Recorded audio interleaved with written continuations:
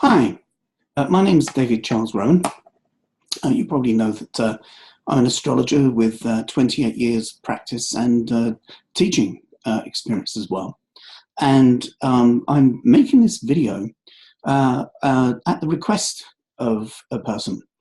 Today I caught up with a dear old friend that I've known for almost 20 years. And she has a lifestyle that's slightly different to most conventional people. Then a lot of the people I know are quite different to conventional people. And we had a look at her current astrology. And there were so many synchronicities and so many coincidences within the correlation of how her astrology at the moment kind of matches the events of her life, which are not necessarily conventional. That I said, wow, this would make a great case study. And she said, well, use it. I said, really? She said, yeah. And so I thought, okay. I said, I could make a video, for my astrology students. And would you mind if I shared it, generally on Facebook? It might give people a bit of an insight into how astrology works or what can be gleaned from it. And she said, yeah. But I want a copy of it. So, hello. The person's name is anonymous, I have to say. Now, first of all, a little bit about forecasting from my perspective, right? I guess a Rowan's eye view of astrology. I'm a strange astrologer in that I don't hold the notion that planets have influence. That might sound like a strange thing to say. An astrologer saying planets don't have influence. But in Hellenistic Greece, there were different philosophies about how astrology worked. And one philosophy was Aristotle's. And Aristotle held the notion that planets were like divine beings or components of consciousness. So they had a sense of consciousness themselves, and they were ambassadors, if you like, of the divine will. So as they orbit around us, as it looks subjectively to them, even though they knew about the possibility of a heliocentric solar system, they went with the idea that it was geocentric, because that's how philosophy was rather than science. Scientia took hold later in the 14th, 15th century, and then, ascended in the centuries since. So anyway, back to Aristotle. He held the notion that planets have some kind of influence, like a magic ray, I guess. And these magic rays would touch you on the head and create pressures of lust or greed, and then you'd respond accordingly. And there was a curator of the Great Library of Alexandria. In Egypt, in Alexandria, there was a great library. It was massive. It had spas and 9 floors and things, and all the writings in the world were there, which meant it was a pagan library. And when King Constance became the first emperor to convert to Christianity, he dispatched his forces, led by his general then, Julius Caesar, to burn down the library, which they duly did. Some of the manuscripts were rescued, and they went into the Islamic realms, including the writings of Claudius Ptolemy, who was Aristotelian in his philosophy. So, although the Arab scholars kind of added to the astrology, that then went via the Crusade routes back into Europe again, and that became the foundations of the Renaissance. And for about 1500 years, Ptolemy's writings were it. That was the template of astrology. So all astrology students would refer back to previous texts, who would refer back to previous texts, who would study previous texts, and they were all reading Ptolemy's stuff, which basically meant that they were all looking at astrology through the lens of Aristotelian philosophy. But in Hellenistic Greece, there was another philosophy, and that was of the Stoics, and they had a different view of astrology. They didn't see it as a dynamic of cause, but rather as a dynamic of correlation. So a contemporary idea might be, a modern idea would be, say, like a sat-nav, right? So if you were going to drive into an unfamiliar city, and you've got a sat-nav, letting you know where to go, the sat-nav doesn't create the buildings. Sat-nav doesn't cause the city to come into being. It just correlates with it. The sat-nav doesn't drive the car. You are the agency, at least at the moment, We are the agency. We decide how we use the navigation tool. You know, we can go left, we can go right, we can go forwards, we can go backwards, we can stop, right? So the sat-nav just describes, if you like, the environment that we're moving through, but it doesn't create the environment that we're moving through. It correlates with it. So I like that sense that astrology correlates. It's life that makes us what we are, or astrology is just a mapping system that illuminates it, articulates it, and enables us to have more choices in how we navigate our way around this, you know, cacophony of signals and noise and colours and tastes kind of bombarding our nervous system and causing our brain to therefore have to undertake a sense of the making of meaning. Okay, now, an astrological forecast is not a script of fate or destiny, all right? It's a forecast. We use that word deliberately. Weather forecasters use that word, obviously. So as you know, in a weather forecast, the weather forecaster might say, it's going to be a windy day on Sunday. And you can be stubborn and have the picnic and chase paper plates all afternoon, or go to the kite festival and have a marvelous time. The wind still happens, but it's how we meet the wind. So a part of my task as an astrologer, in the way that I do things, is I don't just say to people, this is going to happen to you, you know, old guy. What I do is say, well, you have some choices, right? This kind of tone is going to be in the air. And if you do this with it, you'll get this kind of outcome. And if you do that with it, you'll get that kind of outcome. I also are able to give people a sense of timing as well. So if a person's going through a very difficult, you know, patch, you know, because life is an undulating wave, we have highs and lows. And when we're in a low, it can feel like it's going to last forever. You know, if you're in bereavement or mourning or had a relationship fall down, or if you've been made redundant or some kind of thing's taken place, you know, in those moments, it can feel like the pain is just going to be eternal, even though it isn't really. You know, I once described it as a fleeting moment of eternal darkness, because that's how fear grips us. So by showing people that something is taking place, but it has an end, knowing that something has an end point actually makes it easier to kind of steel one's resolve and battle through, you know. So there's a kind of a practical benefit from looking at this stuff, not just kind of fortune telling. It enables you to have a discussion about strategy and things like this. Right, okay, now, I am going to make a video over the next 10 days, which will be longer than this one, just to warn you, and it's going to describe the anatomy of an astrological birth chart, each component that's in there, and also how it's read, and the kind of things that you can read from it, all right? It will be almost like having an astrological class, and I'm going to put that up on YouTube, and it'll be free, okay? It'll also be on my website as well.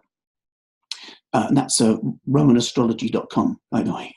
That's rowan-astrology.com. Anyway, yes, back to where we are. So this person came to see me, and she had some news. And the news was that she finally, after many, many years, is pregnant. And I said, oh, yes, I'll do a little forecast. We'll have a look. And she didn't become pregnant by conventional means. There have been, well, let me just introduce you to an extent. So this is the astrological birth chart. They're going to be looking at 3 different images through this. So this is image number 1. Yes, and I've called her Fertility to keep her anonymous so that obviously we're not talking about someone that you can identify. Okay. Now, you'll notice that if you look on the right-hand side of the chart, halfway up, by the way, the chart is the round thing, okay? So when you look halfway up on the right-hand side, you'll see there's like a slightly thicker white line. And if you go up, let your eye go up from that, you'll encounter like a blue symbol, which looks like a little man, really, with a collar. And then above that, there's a green symbol, which is like a green cross with a wiggle on the side of it. The blue symbol there is Pluto, and the green symbol there is Saturn. Now, having these 2 symbols in the 7th house of relationships and commitment relationships like marriage means that this person would find forming relationships particularly difficult. And through her 30s and things, she's found that she hasn't been able to get a relationship together that would be steady enough and reliable enough, dependable enough, with which to build a family. And yet, body clocks tick and time rolls along. So a while ago, she let me know she was thinking of, looking at fertility things via a donor. And I moved house last year, we didn't have any contact at all. So I haven't really known what's going on with this person. She is now pregnant, but she's pregnant by an unconventional means. Just that sets up the thing, so you know what what the situation is. So now we understand the context. Let's have a look at where the planets are in her birth chart today. So this is a birth chart inside a birth chart. Okay, the chart in the middle is the birth chart of my dear friend, and the planets around the outside in the outer ring, those are where the planets are. Well, you see there at 4:35 on the 5th of June, which is not too long ago. So that's where the planets are today in her chart.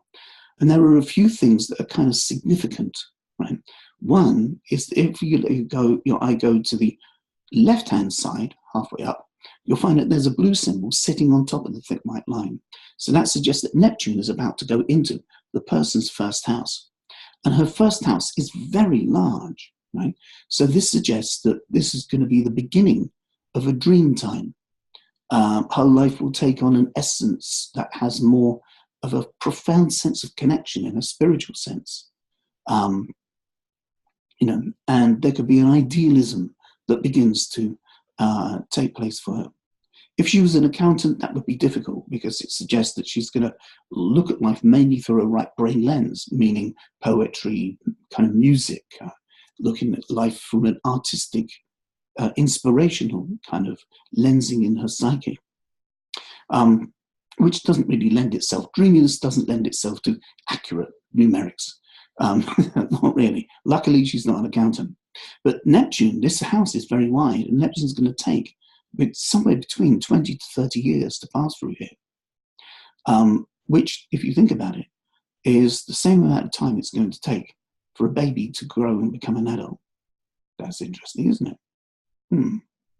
There's another symbol moving through here. If you go to that, again, that line that's halfway up on the left-hand side, and then let your eye go downwards, you encounter a green symbol that looks like it's got a K on top of it. And keep going, and the next thing you come to is a yellow symbol. Now, this yellow symbol represents the planet Uranus. Some people think it looks like an old-fashioned television aerial. Other people say it looks like an angel. It depends on your age, I guess, as to which one you think it might be. But Uranus represents enlightenment. It also represents independence, being unconventional, being an outcast, being an outsider. And it also represents technology, especially electrical technology. Right. And Uranus has been going through this part of a chart for about 15 years. So I said to her, okay, so for about 15 years, you probably felt like an outsider. You felt different, awkward in conventional company. Probably why you like me. She went, yeah, that's right. Now, if we look at the next image, we'll come back to this in a second, okay? There's a couple of other things, by the way. If you let your eye go to the very top of the wheel, you see at the very top there, in the outside ring, there's what looks like a purple number 4, and it's actually the symbol for Jupiter. So and Jupiter is moving through its natural house, the 9th house. So this suggests that for about a year, she's been looking at, foreign affairs, different cultures, and also had a mind on the future as well. Jupiter is going to cross into her 10th house at some point soon. The next image will let us know when. And that suggests that the focus will shift onto kind of career and activities and achieving goals. And also that she'll find goals easier to achieve, but she'll have an awful lot to do.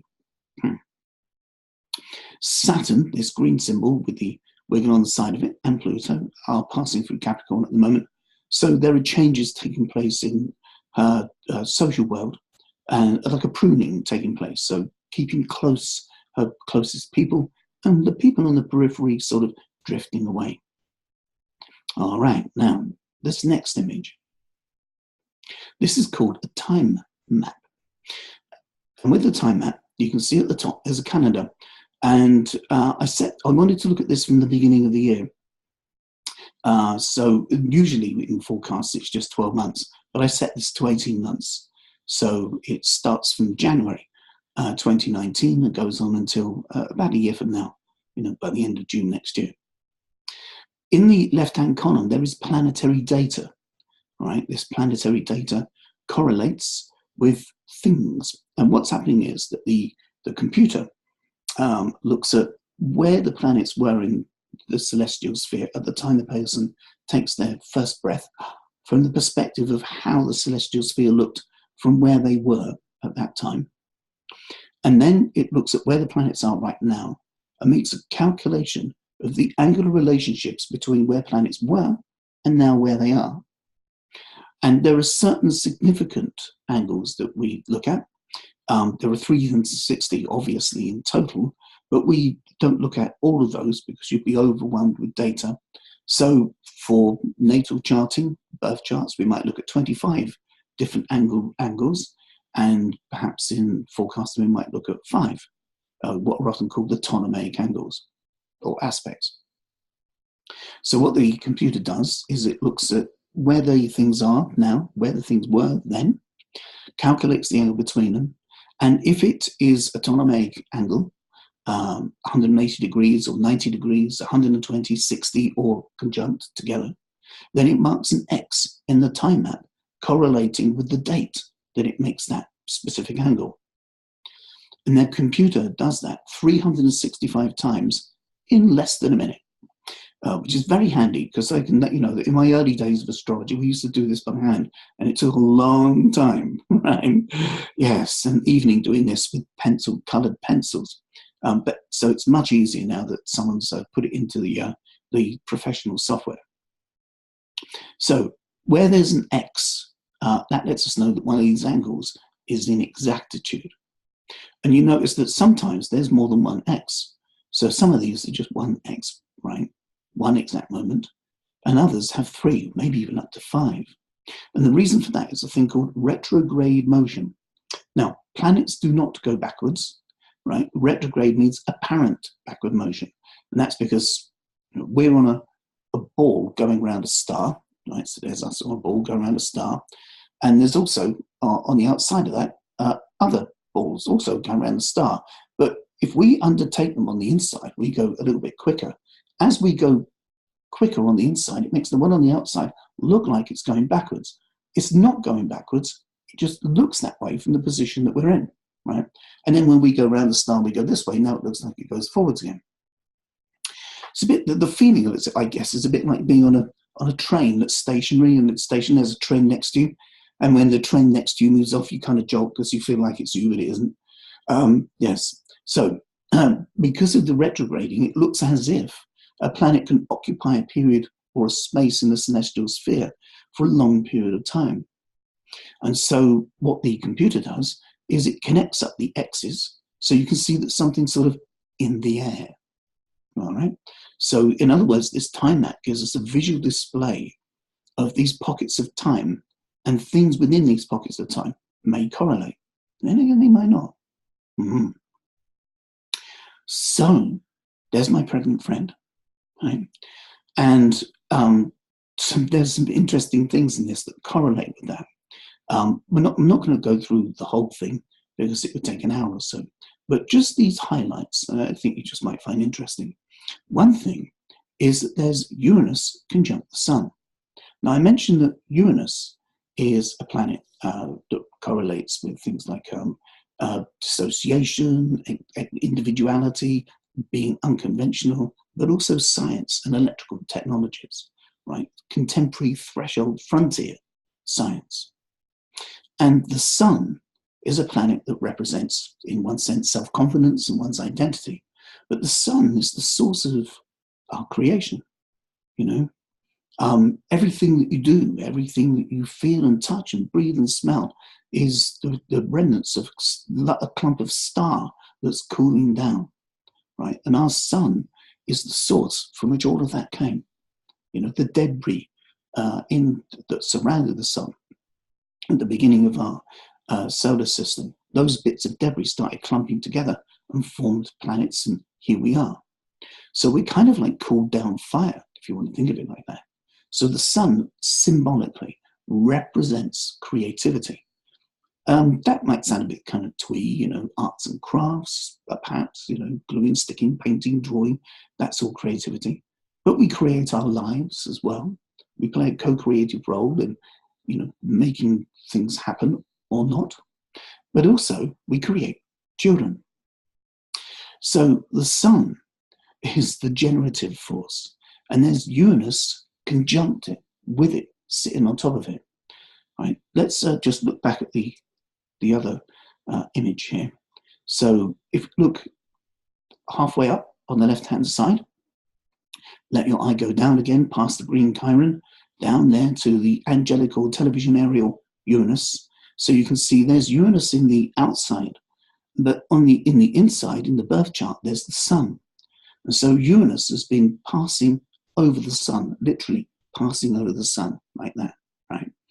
And Uranus transits last about a year, right? And so you can see that this Uranus conjunct the sun, which is 1, 2, 3, 4, 5, 6 down from the top. Okay, so if you go to the top, you see a green symbol with Mars. You go that, you know, a red symbol. You go down 2, 3, 4, 5, 6, and there's our angel. And there's a kind of a circle with a line in the middle coming off it, which looks like the conjunction. That's the symbol for conjunction. And there's the orange dot inside an orange circle. Uranus is next to or blending with the sun. And this ends on the 16th of March, which means that it would have begun a year before, in the spring of 2018. So I looked at this and said, oh, right, okay. Because my friend found that it worked. The fertility thing worked, and it worked in February this year, the end of February, beginning of March.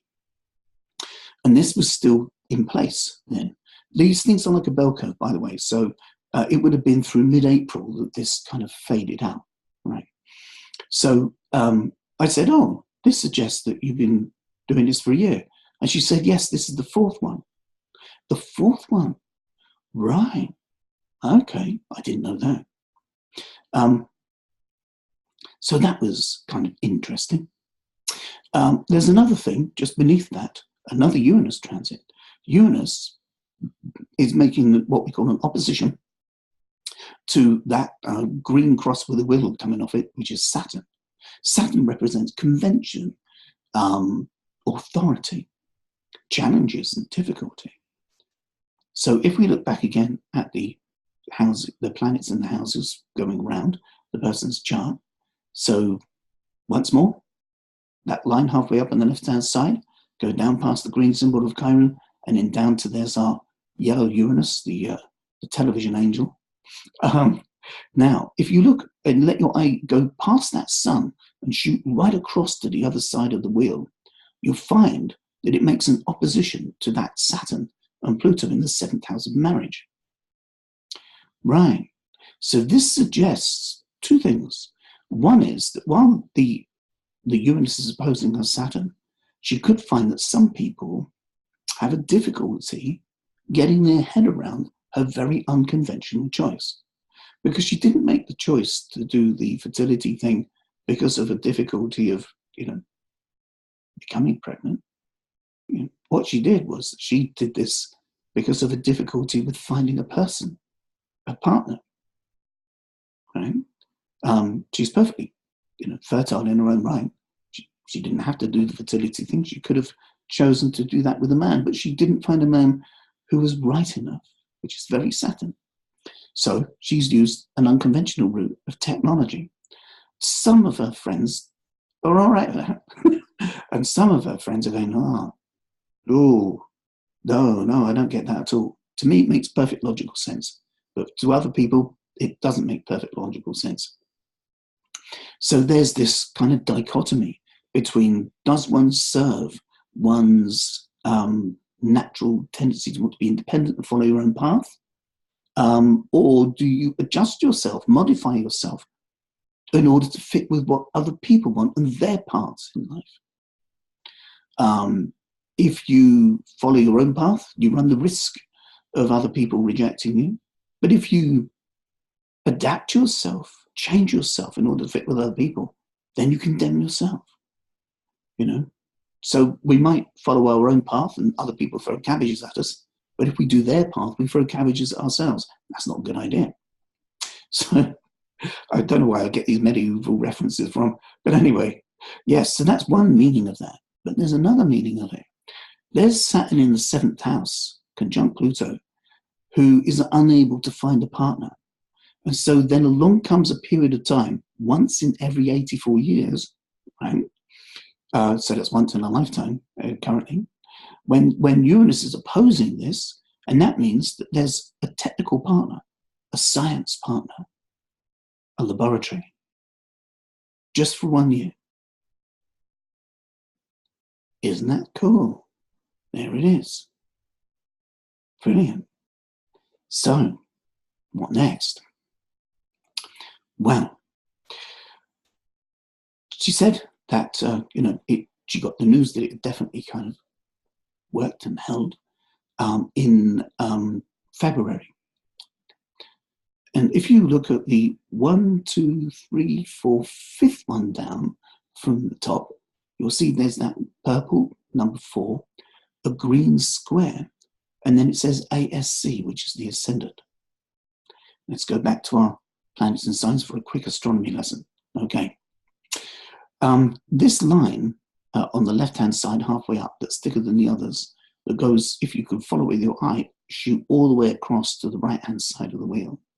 That's the ascendant, rising, and the descendant, descending. Okay. And this axis in the chart represents the self, but also the non-self. So I don't know if you've ever seen a moonrise, right? But if you've ever seen the moon rise, it looks really big when it comes up. And then by the time you get to the evening, it's a tiny, tiny little thing. Right? And sometimes I ask clients, have you got any idea why it changes size? One person said, well, because it goes further away from the earth as it goes up through the night. And I said, oh, you mean like one of those children's toys where you've got like a table tennis bat and there's a soft ball on a piece of elastic and you go bedoing, bedoing, bedoing, bedoing. No, the moon isn't going bedoing, bedoing. Right? What's happening is that the atmosphere, the chemicals in the atmosphere refract the light. So everything on the horizon always looks bigger. If you're going to take a picture of a sunset or sunrise, if you catch it when the sun is very close to the horizon, it looks bigger in the camera lens. I take quite a lot of sunset pictures, as you might know. And so, although it's not that discernible to the naked eye, in a camera lens, optically, if you've got a telephoto lens, when the sun's disk is literally just about to touch the horizon, it looks really big in the picture, and you get much better pictures like that. So, in other words, what is rising, because it looks bigger symbolically, therefore calls our attention. So if we're looking in a certain direction, we're not looking here. This is behind us. This is what we can see. This is what we cannot see about ourselves symbolically. So in other words, the other side of the wheel, the right-hand side, that area represents qualities that we disown, qualities we think we don't have. Now, the nature of all life is towards wholeness. And if we're not living out our wholeness, then we import these qualities. We literally marry them into our lives. And then that means then that by being attracted to a person who has these qualities, we can then model them, we can copy them, and then we begin to evince those qualities ourselves. Lessons learned. So, yes. Now, Jupiter, right at the very top. So if you let your eye go right to the very top of the wheel, to that purple number 4 again. Beginning on the 16th of February this year, and going on until the end of October, is making a 90-degree angle to the ascendant and a 90-degree angle to the descendant. The 90-degree angle to the descendant suggests there isn't much luck finding a partner right now. Well, through a pregnancy, probably not. But also, it's making a 90-degree angle to the ascendant, the moment of embodiment, our persona. The ascendant is calculated from the time and place that we take our very first breath. And then the celestial sphere, as it's observed from that moment in time and place, is then drawn up. It's the beginning of the birth chart, the beginning of our independent journey. So in other words, the left-hand side of the wheel, halfway up, signifies the embodiment, literally the embodiment. Jupiter, now, I have to say this, there's a caveat here, right? Over the last 28 years of guiding people through neuralistic therapy and NLP and hypnotherapy and astrology and all sorts of other things, I've learned that how a person feels on the inside isn't necessarily the same as how they look objectively on the outside. There can be a person who's very large and feels absolutely comfortable in their skin. There can be a person who's very thin and feels as if they're large. So how we feel on the inside doesn't necessarily match how we seem to look on the outside as from an observer's viewpoint. So you can never tell whether or not a person is comfortable in their skin or not, unless they've got like a big smile on their face or a deep frown. When it comes to things to do with bodies and their sizes, you just have to describe phenomena without kind of being optimistic or pessimistic, because the different person will receive the information in the way that it means to them, right? So if someone likes their size, that's fine. If someone dislikes it, then any news is going to be bad news. So Jupiter, as you know, is the largest planet in the solar system. In one sense, it represents significance, but in another sense, it represents amplifying things, right? And quite often, when Jupiter is making a square to the ascendant, the person's body size expands, right? Okay, so let's have a look at this again. There's a person who gets pregnant in February, and Jupiter square the ascendant begins in February. 9 months later, at the end of October, the body size amplification ends. Isn't that interesting? So the science and the technology is in the air, and there's the beginning of the pregnancy. There's also the friends not liking it, but that does fade away. And then after the baby's born, the end of October, beginning of November, there's all this string of Jupiter transits, which signify busyness, stuff happening, being busy, doing things. And as well, there's Saturn making a square to Pluto, which suggests that some kind of external force keeps interfering with her ability to kind of want to do things when she wants to do things. Things like sleep, right? Yes. So there's quite a lot now that, like I said, I'm not going to kind of go through all of those, but there's an increase in confidence with Jupiter trine the Sun. It's really nice period of time. Yes. And so she just thought, these correlations of the science being in place, the friends not liking it, but also the scientific partner, and also, that the embodiment growing, and that embodiment growing started at exactly the time when, the fertility worked, and ends at the time that the fertility ends. An astrological thing. One thing as well I would say is that she knows for an absolute fact that I didn't look all that up before she arrived and kind of studied it or something like this, because I had a computer crash in 2016 and I lost loads of chart data. The autosave didn't autosave. I lost a lot of emails as well. So every now and again, when someone says, "Oh, can you look at this in my chart?" I do the search in my Astro software database, and of course they're not there, so I have to re-put the information in. And I've known this person 20 odd years, and she said, "Oh right, yeah, you can print my thing," and then I found she wasn't there, so I had to type the place of birth in again, right? So because I didn't have a chart, I couldn't have looked at it. So we both just kind of put it on the table and looked, and then started looking at these patterns, and there it was. So she thought that was cool. I thought that was cool. So I thought I'd share this with you just in case you think it's cool as well. Okay, so the next one of these I'll do for you all will be a video about how an astrological chart is configured and what you can draw from it and how one can read it and what it is, and to a certain extent as well, what it isn't. Okay, so thanks for your time. I hope this was interesting for you. I'll see you later. Okay, bye.